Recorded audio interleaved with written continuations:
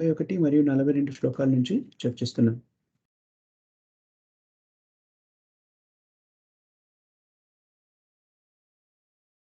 ఓ అర్జున, ఆరంభంలో భరతశ్రేష్ఠుడైన ఓ అర్జున, ఆరంభంలో పాపభూయిష్టమైనటువంటి కామాన్ని నియంత్రించడము,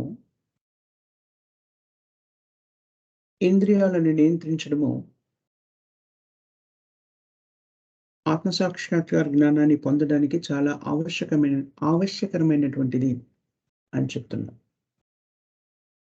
ఇంద్రియ నిగ్రహం అనేటువంటిది చాలా చాలా చాలా ముఖ్యమైనటువంటి విషయం ఆధ్యాత్మిక ప్రగతిని పొందాలి అంటే. ఇది భౌతికంగా నియంత్రించడం కాదు. ఏదో బాహ్య రూపంగా బలవంతంగా నియంత్రించడం కాదు. ఇంద్రియ నిగ్రహణ ఎలా సంభవిస్తుంది అంటే, యోగాభ్యాసం ద్వారా ఇంద్రియ నిగ్రహణ సంభవిస్తుంది. యోగము అంటేనే మనం చెప్పుకున్నాము. యోగము అంటే మనస్సుని భగవంతుని మీద కేంద్రీకరించడాన్ని యోగము అన్నారు. ఆ అభ్యాసాన్ని మనం చేసాము అంటే దాని అర్థం ఏమిటి? మనస్సుని భగవంతుని మీద ఏకాగ్రతతో నిలపడానికి మనం ప్రయత్నం చేస్తున్నాము అని. ఆ పద్ధతితో మన ఇంద్రియాలు తమంత తాముగా నియంత్రించబడతాయి. కానీ యోగాభ్యాసాల్లో అనేక రకమైన యోగాభ్యాసాలు శాస్త్రంలో చెప్పబడ్డాయి. మనం 6వ అధ్యాయంలో ఇంకా వివరణాత్మకంగా వాటి గురించి చదువుకోబోతున్నాము. కర్మయోగము, జ్ఞానయోగము, అష్టాంగ యోగము, ఇలా రకరకాల యోగా పద్ధతుల గురించి వివరించబడింది.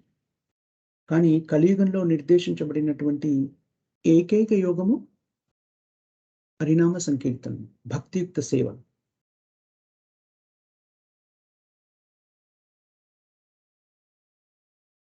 అదంతా కూడా దేనితో ఆరంభమవుతుంది? దేనితో ఆరంభమవుతుంది చెప్పారు? నాలుకతో ఆరంభమవుతుంది అని చెప్పారు. సేవోన్ముఖోహి జిహ్వాదు. భక్తియుక్త సేవ అనేటువంటిది జిహ్వా అంటే నాలుక నుంచి ఆరంభమవుతుంది. నాలుక 2 రకాలైన ప్రక్రియలని నిర్వర్తిస్తుంది అని మనం నేర్చుకున్నాం. ఒకటి భుజించడము, ఇంకొకటి మాట్లాడడం. మాట్లాడడాన్ని మనము కృష్ణ చైతన్యానికి సంబంధించినవి మాత్రమే మాట్లాడుతూ భగవన్నామాన్ని స్మరిస్తూ, భగవన్నామాన్ని స్మరించడము అనే కార్యక్రమము, భుజించడము అనేటువంటి కార్యక్రమాన్ని కృష్ణ చైతన్యవంతంగా ఎలా చేయాలి నాలికకి? కృష్ణుడికి సమర్పించినటువంటి పదార్థాల్ని మాత్రమే, ప్రసాదాన్ని మాత్రమే స్వీకరించడం ద్వారా మన నాలుకని మనం నియంత్రించగలుగుతాం.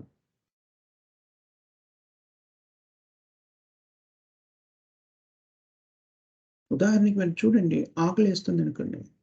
వాళ్ళకి మీరు మంచి కృష్ణ ప్రసాదం, రుచికరమైన కృష్ణ ప్రసాదం ఇచ్చారనుకోండి, నేను బయటకి వెళ్లి ఏదో తినాలనుకుంటున్నాను అనే ఆలోచన పోతుంది. మీరు గృహిణులుగా ఉన్నారనుకోండి, ఇంట్లో పిల్లలు, భర్త వాళ్ళే ఉంటారు. ఏదో బయటకి వెళ్ళాలి అనుకున్నారనుకోండి, బయట ఏదో తినేసేయాలి అనుకున్నారనుకోండి, వాళ్ళకి రుచికరమైన పదార్థాలు ఇంట్లోనే వండి పెట్టేసారనుకోండి, వాళ్ళకి ఆలోచన రాదు. చాలా సులభం. రుచికరమైనటువంటిది ఏదైనా లభించినప్పుడు ఇంద్రియాలు దానికన్నా తక్కువ స్థాయిలో ఉన్న వాటిని పొందాలి అనేటువంటి ఆకాంక్షని కోల్పోతారు.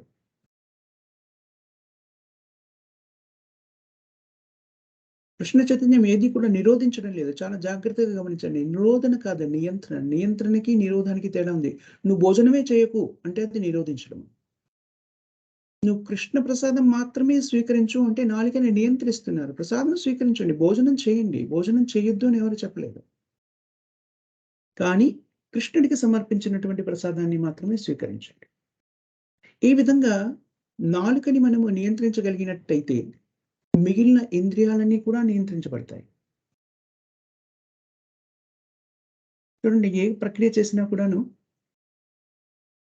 దాన్నేమిటంటారు? ఆ! మనకి ఉత్కృష్టమైనటువంటి ఫలితాలను అందించేది. దాన్ని ఆంగ్లంలో పాజిటివ్ రిజల్ట్స్ అంటారు కదా! హీనమైన ఫలితాలను అందించేది నెగెటివ్ రిజల్ట్స్. ఇలా హీనమైన ఫలితాల్ని అందించే దాన్ని తొలగిస్తే మాత్రమే సరిపోదు. మనకి ఉత్కృష్టమైన ఫలితాలను ఇచ్చేదాన్ని కూడాను ఇంద్రియాలకు రుచి చూపించినప్పుడే అవి హీనమైన వాటి నుంచి దూరంగా ఉంటాయి.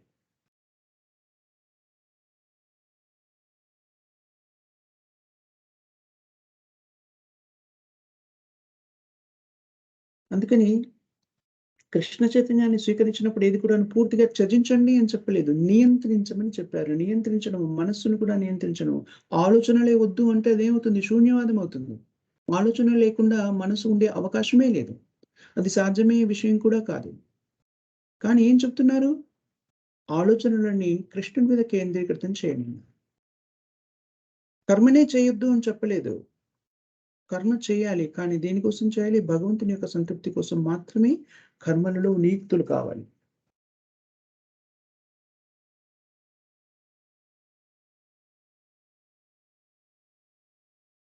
ఆ విధంగా మీరు ఏ రకమైన ప్రక్రియలో నిమగ్నమైనా కూడాను దాన్ని కృష్ణ చైతన్యవంతం చేయవచ్చును. భక్తియుక్త సేవలో నియుక్తం చేయవచ్చును.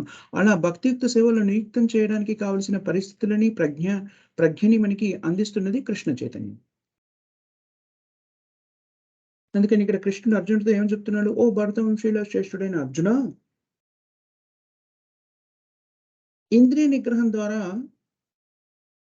పాపచిహ్నమైనటువంటి ఈ కామము నుండి నువ్వు విముక్తుడి కాగలుగుతావు. ముందు ఇంద్రియ నిగ్రహణ, తర్వాత కూడాను దాన్ని చేయవలసిందంటే ఏంటి? దాంతో పాటు జ్ఞానము. జ్ఞాన దీపం వెలిగింది అంటే, అజ్ఞానం తొలగిపోయింది అంటే, రకరకాలైనటువంటి పాపభూయిష్టమైన కర్మల నుంచి మనం ముక్తులమవుతాం.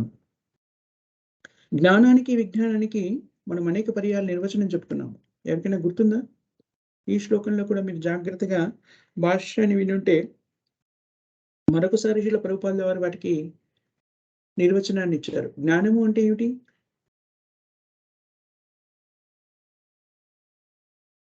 ఎవరికైనా గుర్తుందా? జ్ఞానము, నేను ఈ విజ్ఞానము. శరీరము కాదు ఆత్మ అని తెలుసుకోవడం. వెరీ బోల్. విజ్ఞానము అంటే? ఈ ఆత్మ అనేది ఏం చేయాలి అనేది తెలుసుకోవడం. అంటే భగవంతుని సేవలో ఉండాలి. Very nice Mataji. యెస్. జ్ఞానము అంటే అతతో అహం బ్రహ్మాస్మి అనేటువంటిది జ్ఞానం. అహం బ్రహ్మాస్మి. నేను ఈ శరీరం కాదు ఆత్మ. అది జ్ఞానము. జీవేర స్వరూపే నిత్య కృష్ణదాస్ విజ్ఞానము. జీవుని యొక్క శాశ్వతమైన స్థితి ఏమిటంటే భగవత్ సేవలో నియుక్తులై ఉండడమే, కృష్ణ సేవలో నియుక్తుడై ఉండడమే అని తెలుసుకోవడము విజ్ఞానం. చాలా సులభం. రెండే ఒక్కొక్క వాక్యం. జ్ఞానము అంటే నేను ఈ శరీరం కాదు ఆత్మ అని గ్రహించగలగడము. నేను ఆత్మను కాబట్టి శాశ్వతంగా నేను చేయవలసిన పని ఏమిటి అనేటువంటిది గ్రహించి ఆ సేవలో భగవత్ సేవలో నియుక్తులడము. ఇది జ్ఞానము మరియు విజ్ఞానము. జ్ఞానం పరమగుహ్యం మే యద్విజ్ఞాన సమన్వితం సరహస్యం తదంగం చ గృహణా గదితం మాయా. గృహణా గదితం మయా. ఆత్మకి, పరమాత్మకి, భగవంతుడికి సంబంధించింది కానీ, ఆత్మకి సంబంధించినటువంటి పరిజ్ఞానం కానీ చాలా శ్రేష్టమైనది, ముఖ్యమైనది, రహస్యమైనది. అద్భుతమైనటువంటి పరిజ్ఞానము అంత తేలిగ్గా అందరికీ అర్థం కాదు. అందుకని మనం ఎదురుగా చెప్పినా కూడాను, మనమే అనేక పర్యాయాలు విన్నా కూడాను దాని నుంచి మనము విముక్తులవడానికి చాలా సమయం పడుతుంది. అదెప్పుడు సాధ్యమవుతుంది? భగవత్ సేవలో నియుక్తులమైనప్పుడు మాత్రమే ఈ పరిజ్ఞానము మనము ఆచరణయోగ్యంగా జీవితంలోకి అన్వయించుకోగలుగుతాము. ఈ పరిజ్ఞానం అంతా కూడాను గుహ్యమైంది కాబట్టి ఎవరు మనకు అందించగలుగుతారు? భగవంతునికి సంబంధించిన పరిజ్ఞానము భగవంతుడు తప్ప ఇంకెవ్వరు అందించలేరు. ఎందుకంటే ఎవరికీ కూడా తెలీదు. సంపూర్ణంగా భగవంతుని గురించి తెలిసింది ఎవరికి? భగవంతుడికి మాత్రమే. ఇంకెవ్వరికి కూడా భగవంతుని గురించిన సంపూర్ణ పరిజ్ఞానం లేదు. అందుకనే భగవంతుడు స్వయంగా వచ్చి మనకి భగవద్గీతను అందించారు. ఆత్మ, పరమాత్మ, జీవాత్మ, భగవంతుడు. వీటికి సంబంధించిన పరిజ్ఞానము ఎవ్వరికీ కూడా తెలీదు. పరమగుహ్యమైంది. కేవలం భగవంతుడు ఉపదేశిస్తే మాత్రమే అది మనకి విదితమవుతుంది. మనం అనేక పర్యాయాలు చెప్పుకుంటాము. జీవేర స్వరూపే కృష్ణ నిత్యాదాస్. మమైవాంశే జీవలోకే జీవభూత సనాతన. ఎందుకు వాళ్ళు భగవంతుని యొక్క శాశ్వత సేవకులు? జీవాత్మలన్నీ కూడా భగవంతుడైన శ్రీకృష్ణుడి యొక్క అంశలు. ఈ చైతన్యాన్ని కలిగి ఉండడమే కృష్ణ చైతన్యము అంటే. నేను ఈ శరీరం కాదు ఆత్మ. ఆత్మ యొక్క శాశ్వతమైన స్థితి ఏమిటంటే భగవంతుని యొక్క దివ్యమైన సేవలో నియుక్తులై ఉండడమే అని తెలుసుకోవడమే కృష్ణ చైతన్యం. ఈ విషయాన్ని మనం అవగతం చేసుకొని దాన్ని పాటించడం మొదలెట్టామనుకోండి, ఇంద్రియ నిగ్రహణ సులభతరమవుతుంది. కానీ భౌతికంగా బలవంతంగా ఇంద్రియాలను నిగ్రహించలేము. వాటికి ఇంద్రియాలకి ఎప్పుడు కూడాను ఏదో ఒక కార్యక్రమంలో నిమగ్నం కావాలి. అలా కాకపోతే అవి స్థిరంగా ఉండలేవు.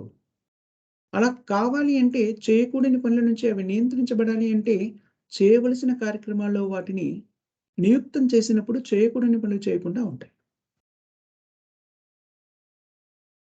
కామము అంటే ఏమిటి? మనం చెప్పుకుంటాం గదా! ఆధ్యాత్మిక ప్రపంచానికి వికృత ప్రతిరూపమే భౌతిక జగత్తు అని. అందుకని భౌతిక జగత్తులో ఏది కనబడినా కూడాను అది ఆధ్యాత్మిక జగత్తులో లేదు అనడానికి లేదు. దాని నిజస్వరూపం ఆధ్యాత్మిక జగత్తులో ఉంది. నిజస్వరూపంలో ఉన్నప్పుడు అవి చాలా ఉన్నతంగా ఉంటాయి. ఆధ్యాత్మికమైనటువంటివి. ఇక్కడ కామంగా ఏదైతే ప్రకటితమైతుందో అది భగవత్ ప్రేమకి వికృత ప్రతిరూపము. మనం సహజంగానే భగవంతుడైన శ్రీకృష్ణుడి సేవలో ఉండేటువంటి స్థితి మనది. కానీ భౌతిక ప్రపంచంలో వచ్చినప్పుడు అదెలా ప్రకటితమవుతుంది? కామము, కోరికల్లా ప్రకటితమవుతుంది. మనకి భగవంతుని మీద ఉండే ప్రేమ వికృత స్థితిని దాలిస్తే ఇలా మారుతుంది. కానీ శిశువు జన్మించినప్పటి నుంచి కూడాను వాళ్ళకి కృష్ణ చైతన్యంలో శిక్షణనిచ్చారనుకోండి, భౌతిక ప్రకృతి యొక్క కామవాంఛల నుంచి ఆ జీవి విముక్తుడవుతాడు. ఆ కామముని నియంత్రించే శక్తి ప్రకటితమవుతుంది. భగవత్ సేవలో ఆరంభం నుంచి కూడాను మనం మన సంతానానికి భగవత్ ప్రేమకు సంబంధించిన ఈ భక్తి యోగాన్ని ప్రబోధించామనుకోండి, వాళ్ళ ఇంద్రియ నిగ్రహణ అనేటువంటిది చాలా దృఢంగా ఉంటుంది. భగవత్ ప్రేమ భౌతిక ప్రపంచం యొక్క త్రిగుణాల మూలంగా, ప్రాకృతిక పరిస్థితుల మూలంగా, భౌతిక ప్రపంచంలో చుట్టూ ఉన్నటువంటి వ్యక్తుల యొక్క సాంగత్యం మూలంగా అది మన భగవత్ ప్రేమ కలుషితమై కామంగా మారిపోతుంది భౌతిక జగత్తులో. అలా మారినప్పుడు దాన్ని మళ్ళీ భక్తి వైపు తీసుకురావడం చాలా కష్టతరమవుతుంది. మనమంతా చూస్తున్నాం కదా! భౌతిక జీవన విధానంలో కూరుకుపోయి కొన్ని సంవత్సరాల పాటు జీవనాన్ని కొనసాగించిన తరువాత, భక్తి వైపు రమ్మంటే ఎవరికీ కూడా ప్రతిభాలు చెప్పేటువంటి సామాన్యమైనటువంటి కారణం ఏంటి? సమయం లేదు.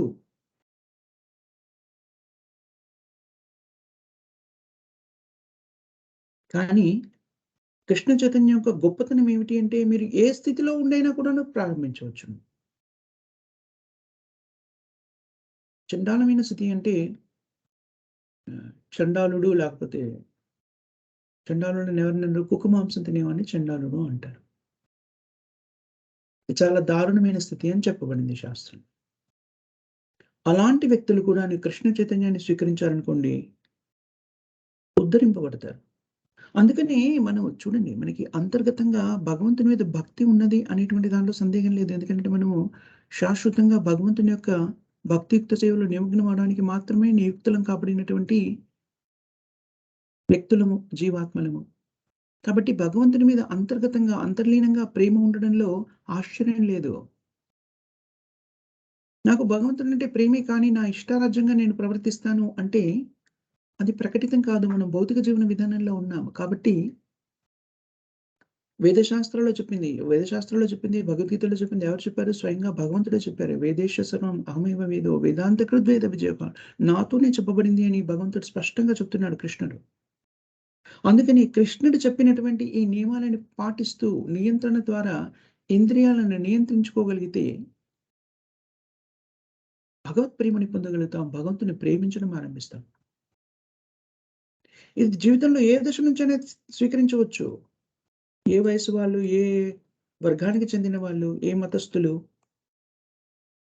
ఇవేవి కూడా భగవత్ ప్రేమలో నియుక్తులు కావడానికి, భక్తియుక్త సేవలో నియుక్తులు కావడానికి ఆటంకం కాదు.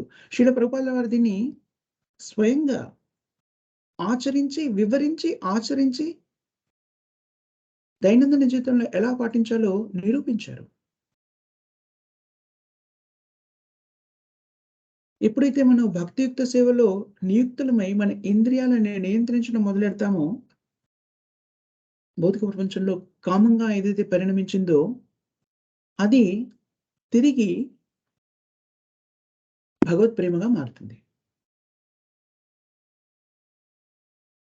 ఇది మానవ జీవిత లక్ష్యము. ఇది మనం అనేక పర్యాలు చెప్పుకుంటాం. ఇది పరమ పరమోన్నతమైనటువంటి స్థితి.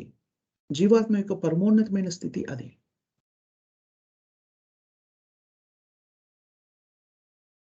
భౌతిక జీవన విధానంలో మనం ప్రకృతిని చూస్తున్నాం. అవన్నీ కూడాను భగవంతుని శక్తులే అని మనం నేర్చుకున్నాం. బాహ్య శక్తి అంటే ప్రకృతి అంతా కూడాను భగవంతుడి యొక్క బాహ్య శక్తి అని. ఆధ్యాత్మిక జగత్తు, భౌతిక ప్రపంచం అంతా భగవంతుని బాహ్య శక్తి, ఆధ్యాత్మిక ప్రపంచం అంతా భగవంతుని యొక్క అంతర్గత శక్తి. జీవాత్మ తటస్థ శక్తిగా మనం అనేక పర్యాయాలు చెప్పుకున్నాం. ఇక్కడ మనకి ఇంకో విషయం కూడా తెలియజేస్తున్నాడు భగవంతుడు. భౌతిక ప్రకృతి జల పదార్థాలు ఏవైతే ఉన్నాయో కదలలేని స్థితిలో ఉన్నాయి.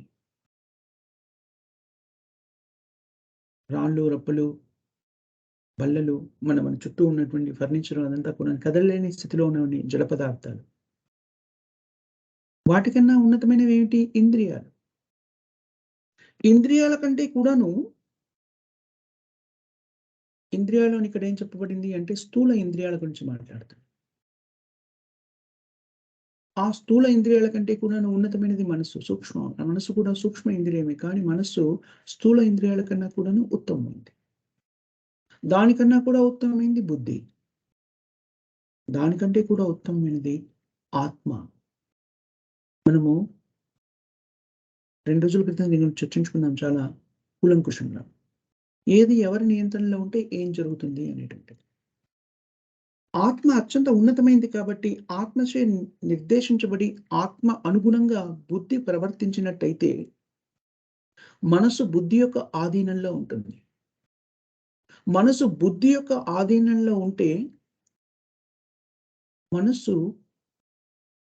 ఆధ్యాత్మికమైన జీవన విధానానికి సంబంధించిన క్రియల్లో ఇంద్రియాలని నియుక్తుల్ని చేస్తుంది. మనస్సు ఇంద్రియాలని నిరోధించేది, ఆదేశించేది మనస్సు. మనస్సు ఇంద్రియాలు ఎప్పుడు కూడాను మనస్సు యొక్క ఆధీనంలో పనిచేస్తాయి.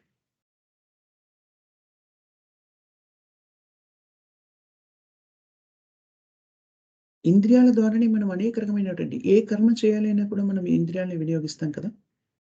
కామము కూడాను ఇంద్రియాల ద్వారానే ప్రకటితమవుతుంది.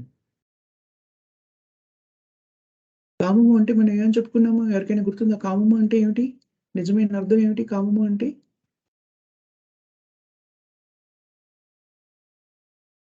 పావని మాతాజీ కాకుండా ఇంకెవరైనా చెప్తారా?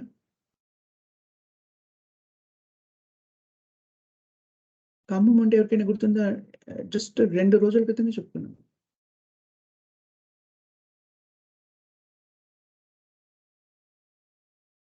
మీట్లో ఉన్నారు అందరూ కూడాను.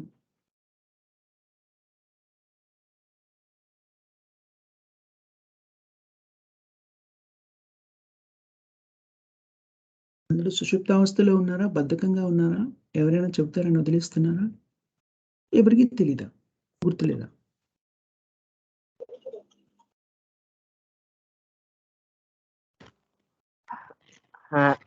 हरे कृष्ण प्रभु जी। हरे कृष्ण प्रभु जी। యెస్ మాతాజీ. కోరికలు ప్రభుజీ. Thank you Mataji. కామము అంటే కోరికలు. అత్యంత బలీయమైన కోరిక భౌతిక జగత్తులో మనము స్త్రీ పురుషుల మధ్య ఉండే ఆకర్షణ అని చెప్పుకున్నాం. సో ఈ కామము కోరికలన్నీ కూడాను ఇంద్రియాల ద్వారా మనము తీర్చుకుంటాము. ఈ కోరికలన్నీ కూడాను దేహాన్ని ఆవరించి మన అనేక రకమైన ఇంద్రియాల ద్వారా అవి సంపూర్ణం చేసుకునే ప్రయత్నం చేస్తుంది. అందుకని ఈ దేహము భౌతికమైన దేహం కన్నా కూడాను ఇంద్రియాలు ఉన్నతమైనవి. దేహంలో కోరికలు ఉంటాయి కానీ వాటిని తీర్చుకోవాలంటే ఇంద్రియాల సహకారం కావాలి. ఇంద్రియాలు లేకుండా మనం ఆ కోరికలను తీర్చుకోలేము. ఒకానొక సందర్భంలో అది చెప్పుకున్నాం కదా! ఎవరైనా కూడాను బలవంతంగా శరీరాన్ని త్యాగం చేశారనుకోండి, ఆత్మహత్య చేసుకున్నారనుకోండి, వాళ్ళకి ఇంద్రియాలు ఉండవు. కానీ కోరికలు నశించిపోవు. కొత్త శరీరం రాదు కాబట్టి వాళ్ళు ఇంకా ఆవేదనకి గురవుతారు. ఎందుకనంటే కోరికలు అలాగే ఉన్నాయి. తీర్చుకోవడానికి కావాల్సినటువంటి ఇంద్రియాలు నశించిపోయాయి. చూడండి ఇంద్రియాలు చాలా ప్రాముఖ్యమైనవి. మన కోరికలు తీరాలి అంటే కూడాను ఇంద్రియాలే కావాలి. అలాగే అవే ఇంద్రియాలు మనం భక్తియుక్త సేవలో నియుక్తులం కావాలి అంటే కూడా కావాలి. ఎందుకని ఈ ఇంద్రియాలు మనం ఎప్పుడైతే మనం ఈ శరీరాన్ని భక్తియుక్త సేవలో నియుక్తం చేస్తామో, ఆ శరీరము భౌతికమైనది కాదు. ఆధ్యాత్మికంగా అయిపోతుంది. ఎప్పుడైతే మనము కృష్ణ చైతన్యంలో నియుక్తమైతామో, భక్తియుక్త సేవలో నియుక్తమవుతామో, ఈ ఇంద్రియాలు కామానికి సంబంధించిన ప్రవృత్తుల్లో పాలుపంచుకోవడం మానేస్తాయి. భక్తియుక్త సేవలో నియుక్తమైనప్పుడు ఏం చేస్తాం మన ఇంద్రియాల్ని?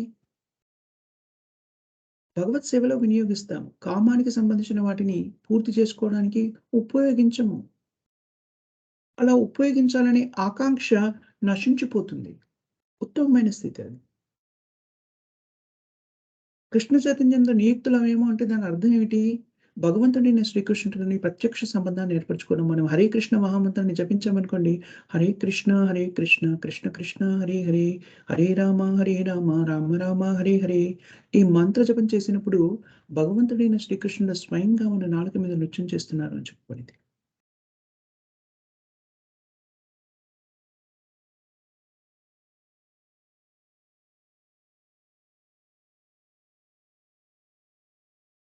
అందుకని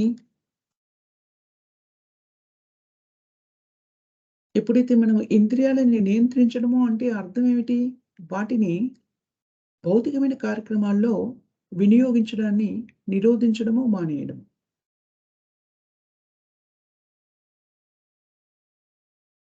సరే ఒకవేళ మీరు భౌతిక కార్యక్రమాల్ని నిరోధించి మానేశారనుకోండి, అలా స్థిరంగా ఉండవచ్చునా? ఉండలేము. మనస్సు చాలా చంచలమైంది. అలా ఒక స్థిరంగా దాన్ని ఉంచలేము, ఉండదు. అర్జునుడు కూడా ఆ విషయం చెప్తాడు కదా! మనస్సుని నిగ్రహించడం చాలా కష్టమైన పని. కానీ ఆ మనస్సు భగవంతుని యొక్క సేవలో నియుక్తం చేయబడినప్పుడు నిగ్రహించడం సులభతరం అవుతుంది.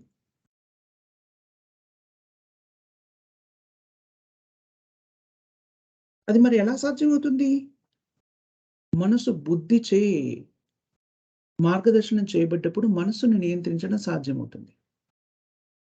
బుద్ధి ఎప్పుడు శుద్ధీకరించబడుతుంది?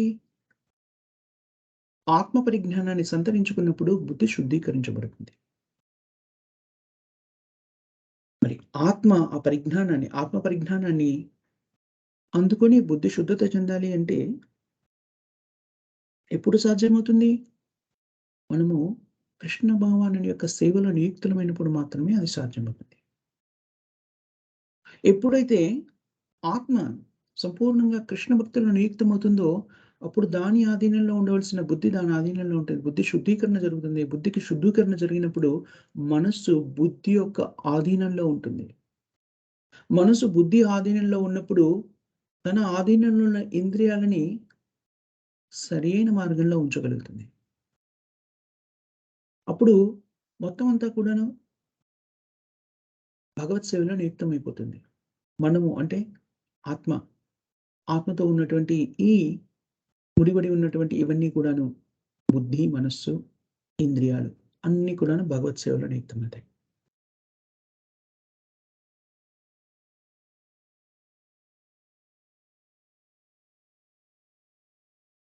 అందుకని మనం చేయవలసింది ఏంటంటే, మనస్సుని భగవంతుని మీద భగవత్ సేవ యందు నియుక్తం చేయాలి. ఎప్పుడైతే మనస్సు భగవత్ సేవలో నియుక్తమైపోతుందో మిగిలినవన్నీ కూడాను భగవత్ సేవలో నియుక్తమవుతాయి. పరం దృష్టాని వర్ధంతి.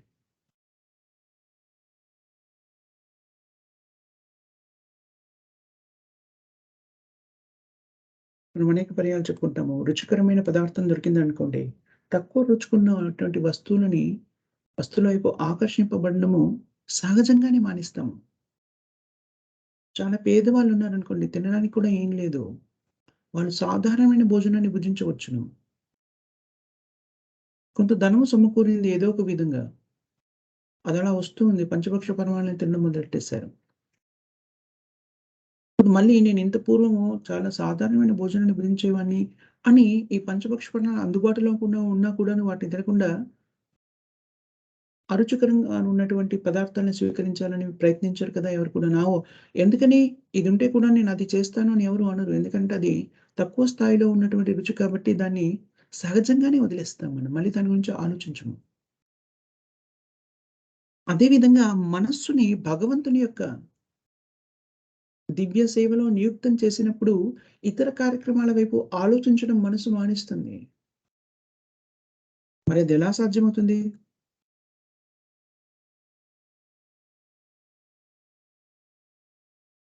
అది కేవలము శ్రవణం, కీర్తనం, విష్ణు స్మరణం. ఆ స్థితికి మనం రావాలి అంటే ఏం చేయాలి? ఏదో ఒక భక్తుల యొక్క కృప మనకి లభించాలి. ఆ కృప ఎలా లభిస్తుంది? పూర్వజన్మలో మనం చేసినటువంటి కృతులు బహూనాం జన్మనాం అంతే. అలా లభించినప్పుడు మనం దాన్ని స్వీకరించాలి. అలా లభించడం వరకి మాత్రమే పూర్వజన్మ కృతులు ఉపయుక్తంగా ఉంటాయి. ఆ లభించిన దాన్ని స్వీకరించాలా? స్వీకరించకపోవడమా? అనేటువంటిది మన మీదే ఆధారపడి ఉంది.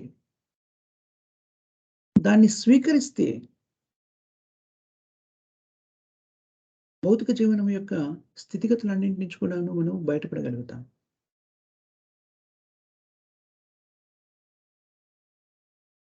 మనకి ఈ ఇంద్రియాలన్నీ కూడాను బుద్ధి కానివ్వండి, లేకపోతే మనస్సు కానివ్వండి, దానిచే వ్యక్తిగతమైన ఇంద్రియాలన్నీ కూడాను భగవంతుడు ఎందుకిచ్చారు? మన కోరిక తీర్చుకోమని ఇచ్చినప్పటికిని భగవంతుని యొక్క స్థితి ఏమిటి అంటే వీటినన్నింటి కూడాను మనం ఎప్పుడైతే భగవత్ సేవలో వినియోగిస్తామో ఇవన్నీ కూడాను 2 విధాలుగా ఉపయోగించవచ్చును. భౌతిక ప్రకృతి అంతా కూడాను ద్వంద్వమైనది అని చెప్తాము. ద్వంద్వము ఇలా కూడా అర్థం చేసుకోవచ్చు దాన్ని.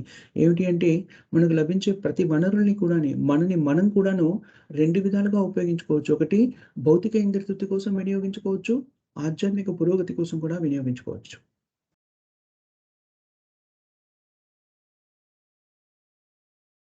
మనం ఈ పరిజ్ఞానాన్ని సంతరించుకొని, చక్కని అవగాహన ఏర్పరచుకొని, బుద్ధి శుద్ధీకరణ చెంది, బుద్ధి కుశలతతోని మనస్సుని ఎప్పుడు కూడాను భగవంతుని యొక్క సేవలో నియుక్తం చేసినట్టయితే, కృష్ణ చైతన్యానందే నెలకొల్పినట్టయితే, భౌతిక ఇంద్రియ సమస్యలన్నీ, భౌతిక ప్రపంచంలో ఉండేటువంటి సమస్యలన్నీ కూడాను అది పరిష్కరిస్తుంది. అందుకని మనకి ఎందుకు ఇంద్రియ లాలస నుంచి దూరంగా ఉండమని మనము ఆధ్యాత్మిక చింతనలోకి రాగానే, కృష్ణునికి రాగానే చెప్పేది ఈ నియమాలు పాటించండి అని. ఈ నియమాల్ని పాటించాలి అంటే ఏం చేయాలి? ఊరికే వినేస్తే దీన్ని పాటించాలి అంటే కుదరదు. దాన్ని ఎలా ఉండాలి? దానికి దృఢ సంకల్పం ఉండాలి. దృఢ సంకల్పం ఉండాలి అంటే మనము బుద్ధి కుశలతను చెందాలి. బుద్ధి కుశలత చెందడము అంటే అర్థం ఏమిటి? ఈ జ్ఞానం చేత బుద్ధి వికసించినప్పుడు మనము దృఢ సంకల్పంతో మనస్సుని నిగ్రహించగలుగుతాం.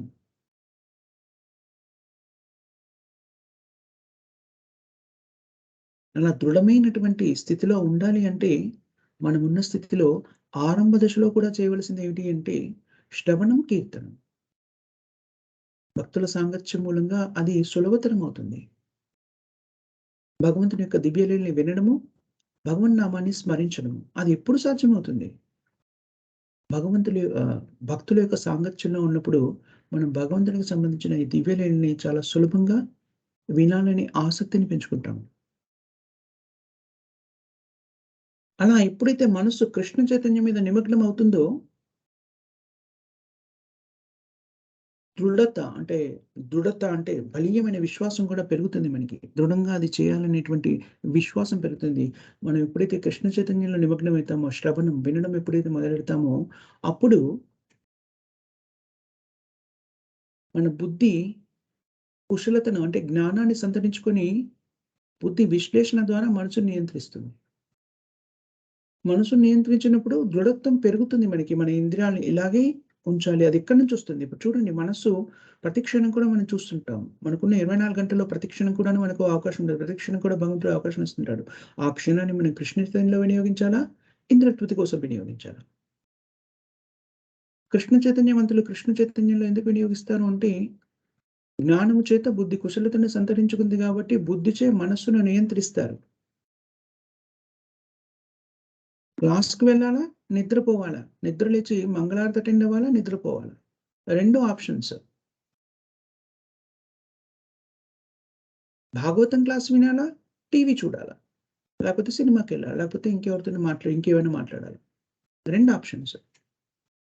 హరినామాన్ని జపించాలా? లేకపోతే ఏవో పాటలు వినడమో, లేకపోతే సినిమానో చూడడమో, లేకపోతే ఇంకెవరితోనో సంభాషించడమో చేయాలా? ఇవన్నీ ఆప్షన్స్. ప్రతి క్షణం కూడా మనకి ఆప్షన్స్ ఉంటాయి. ఇటెళ్ళాలా, అటెళ్ళాలా, అటెళ్ళాలా, ఇటెళ్ళాలా. ప్రతి క్షణం కూడాను మనం దాన్నయితే కృష్ణ చైతన్యంలో నియుక్తం చేయగలుగుతామో, లేకపోతే ఇంద్రియ తృప్తిలో నియుక్తం చేయగలుగుతాం. ఎప్పుడైతే మనసు దృఢంగా కృష్ణ చైతన్యంలో స్థిరపడుతుందో, అప్పుడు ఈ ఇంద్రియాలన్నీ కూడాను ఏమని చెప్పారిక్కడ? "కోరలు తీసిన పాముల వలె శక్తిహీనములగును." శక్తిహీనములు అంటే ఎలా అవుతాయి? భౌతికమైనటువంటి ఇంద్రియ తృప్తిలో నిమగ్నం అవ్వాలి అనే ఆకాంక్షని కోల్పోయి, ఆ భౌతిక ఇంద్రియ తృప్తికి భౌతికమైనటి కామాన్ని తీర్చుకోవడానికి వాటిని వినియోగించడం మానేస్తాయి. అవన్నీ కూడా వాటి మీద ఆసక్తిని కోల్పోతాయి. కోరలు తీసిన పాముగా.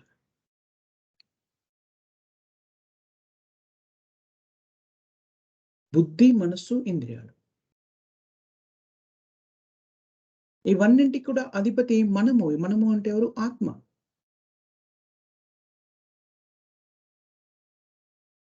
మరి ఆత్మ వీటన్నింటిని కూడా తన నియంత్రణలో ఎప్పుడుంచుకోగలుగుతుంది? భగవత్ సేవలో నియుక్తమైనప్పుడు. లేకపోతే ఏం జరుగుతుంది? మనం చెప్పుకున్నాం కదా! ఏంటి 2 రోజుల క్రితం చెప్పుకున్నాం. ఎలాగా బుద్ధిచే నియంత్రించబడవలసినటువంటి మనస్సు చేత బుద్ధిని మనస్సు నియంత్రించడం మొదలెడుతుంది. ఆత్మ ఘోష బుద్ధి దాకా చేరదు. కల్మషమైనటువంటి బుద్ధి మనస్సు ఆధీనంలోకి వెళ్ళిపోతుంది. మనసు చాలా చంచలమైంది. అప్పుడు ఇంద్రియాలు ఏం చేస్తాయి? భౌతికమైన కార్యక్రమాల్లో నిమగ్నమవుతాయి. ఇవన్నింటి నుంచి కూడా బయటపడాలి అంటే ఏం చేయాలి? సాధన. ఆరంభ దశలో కృష్ణ చైతన్యాన్ని స్వీకరించినప్పుడు మనం చేయవలసింది సాధన. ఆ సాధనని ఆచరణ యోగ్యంగా ఎలా చేయాలి అనేటువంటిది మనకి భగవంతుడు స్పష్టంగా విశదీకరించి చెప్పారు. ఆ ఆ విశదీకరించిన విషయాన్ని దైనందిన జీవితంలో ఎలా నియుక్తం చేయాలి అనేటువంటిది ఆచార్యులు ముఖ్యంగా శ్రీల ప్రభుపాదుల వారు మనకి చాలా సులభతరం చేసి అందించారు. చూడండి మనం వేదాలన్నీ చదివి దాని సారాంశాన్ని గ్రహించి, ఓహ్! దాని సారాంశం అంతా భగవద్గీతలో ఉంది. దాన్ని కూడా సంగ్రహించి, దాని సారాంశం అంతా కూడాను 18వ అధ్యాయం 66 శ్లోకంలో ఉంది. దాన్ని కూడా సంగ్రహించి, అయినప్పటికిని దాన్ని ఎలా ఆచరణలో పెట్టాలో తెలీదు మనకి. ఆచార్యులు దాన్ని అందించారు మనకి. శ్రీల ప్రభుపాదుల వారు అందించారు. ఆచరణలో ఎలా పెట్టాలి? స్థానే స్థిత అని చైతన్య మహాప్రభు చెప్పిన దాన్ని పాటిస్తూనే కృష్ణ చైతన్యంలో ఎలా స్థిరపడవచ్చును అనేటువంటిది శ్రీల ప్రభుపాదుల వారు మనకి బోధించారు. చాలా సులభతరం చేశారు. పెద్దగా ఆలోచించి ఓహ్! పరిజ్ఞానం అంతా లేదు. నేను శాస్త్రాలు చదవలేదు. వాటి మీద పరిజ్ఞానం లేదు అంటే మనం కంగారు పడాల్సిన అవసరం లేదు. శ్రీల ప్రభుపాదుల వారు దాన్ని సులభతరం చేసి ఏం చెప్పారు? మీరున్న చోటనే ఉండండి. 16 మాలలు జపించండి. 4 నియమాల్ని నిష్టగా పాటించండి. చేయకూడని 4 చేయకుండా, చేయవలసిన 4 చేశారు అంటే మీరు కృష్ణ చైతన్యంలో ఉన్నారు. మీరు ఈ పని సంపూర్ణంగా చేస్తే ఈ జన్మలోనే భగవద్ధామాన్ని చేరుకుంటారు. భౌతిక జీవన విధానం నుంచి ముక్తులవుతారు అని మనకి ఆస్వాదననిస్తున్నాడు శ్రీల ప్రభుపాదుల వారు. అదే ఆస్వాదన మనకి భగవంతుడైన శ్రీకృష్ణుడు కూడా ఇచ్చారు. సో, ఇంద్రియ నిగ్రహణ అనేటువంటిది దేనితో మొదలవుతుందంటే జిహ్వ, నాలుక చూడండి. చాలా ముఖ్యమైనది. అందుకని జపించడము, కృష్ణ ప్రసాదాన్ని స్వీకరించడం అనే 2 కార్యక్రమాల్లో నాలుకని నియుక్తులను చేసినప్పుడు అది సాధ్యమవుతుంది. నియంత్రణ సాధ్యమవుతుంది. మనం ఆ స్థితిని నాలుకని అలా నియుక్తుల్ని చేయాలి అంటే ముందు మనకు కావాల్సిందేమిటి? పరిజ్ఞానం. అదెక్కడి నుంచి మొదలవుతుంది? శ్రవణము. నిద్రావస్థలో గాఢ నిద్రలో ఉన్న వ్యక్తిని కూడాను నిద్ర లేపేదేమిటి? శబ్ద తరంగం. మనం మొన్న ఒక రోజు చెప్పుకున్నాం కదా! గాఢ నిద్రలో ఉన్నటువంటి వ్యక్తిని కూడా ఎలా లేపుతాం మనం? శబ్దంతో, పేరుతో గట్టిగా పిలిచామనుకోండి వాళ్ళు లేస్తారు. శబ్దానికి అంత శక్తి ఉంది. నిద్రావస్థలో ఉన్న వ్యక్తిని మేల్కొల్పే శక్తి శబ్దానికుంది. అందుకని భగవద్గీతని, భాగవతాన్ని మనం శ్రవణం చేసినప్పుడు నిద్రాణమైనటువంటి మన భగవత్ ప్రేమ జాగృతమవుతుంది. అందుకని ప్రతిరోజు నిత్యం భాగవత సేవయ ప్రతిరోజు మనం ఈ శ్లోకం చెప్తాం. నిత్యం భాగవత సేవయ. ప్రతిరోజు కూడాను భగవద్గీత, భాగవతాన్ని మనం అధ్యయనం చేసినప్పుడు, శ్రవణం చేసినప్పుడు నిద్రావస్థలో ఉన్నటువంటి మన ప్రేమ, భగవత్ ప్రేమ జాగృతమవుతుంది.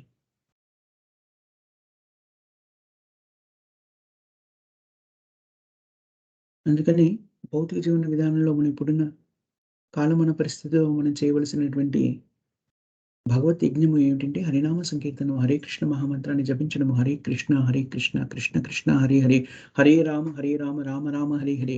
ఈ మంత్రాన్ని మనము దృఢ సంకల్పంతో చుట్టూ ఉన్న పరిసరాల్ని అధిగమిస్తూ, చుట్టూ ఉన్న ప్రభావాల్ని అధిగమిస్తూ దీంట్లో స్థిరపడాలి అంటే మనం చేయవలసింది శ్రవణము. దాన్ని కూడా చక్కగా నిర్వర్తించాలంటే భక్తుల సాంగత్యంలో ఉండాలి. అభక్తుల సాంగత్యాన్ని వీలైనంత వరకు త్యజించాలి. అవసరం వరకు మాత్రమే అభక్తులతో మన సాంగత్యం ఉండాలి. అలా వాళ్ళతో సంభాషించినప్పుడు కూడాను, వాళ్ళతో కలిసినప్పుడు కూడాను, మన సాంగత్యాన్ని వాళ్ళకిచ్చే ప్రయత్నం చేయాలి. మన సాంగత్యాన్ని వాళ్ళకివ్వడము అంటే, భగవంతుని గురించి వాళ్ళతో సంభాషించే ప్రయత్నం చేయాలి. ఇలా కాకుండా వాళ్ళు చెబుతున్నటువంటి భౌతికమైనవన్నీ వింటున్నామనుకోండి, అది కూడా మన మీద ప్రభావం చూపిస్తుంది. అది కూడా శబ్ద తరంగమే. మనం ఏం వింటున్నామో అనేటువంటిది ప్రతిది కూడాను మన మనసు మీద ప్రభావం చూపిస్తుంది. శబ్దానికి అత్యుత్తమమైనటువంటి శక్తి ఉంది. చెప్పుకున్నాం కదా! నిద్రావస్థలో ఉన్న వ్యక్తిని మేలుకొలిపేది శబ్ద తరంగమే. అప్రామాణికమైనవి లేకపోతే భౌతికమైనటువంటి శబ్ద తరంగాలు వింటున్నామనుకోండి, మనసు దాని వైపు ఆకర్షితమవుతుంది సహజంగానే.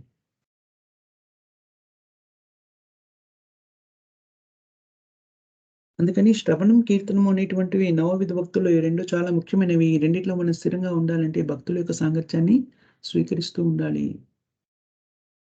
హరే కృష్ణ మహామంత్రాన్ని జపించడము అనేటువంటిది చాలా ముఖ్యమైనటువంటి విధి మానవ జీవితంలో మనం చేయవలసింది.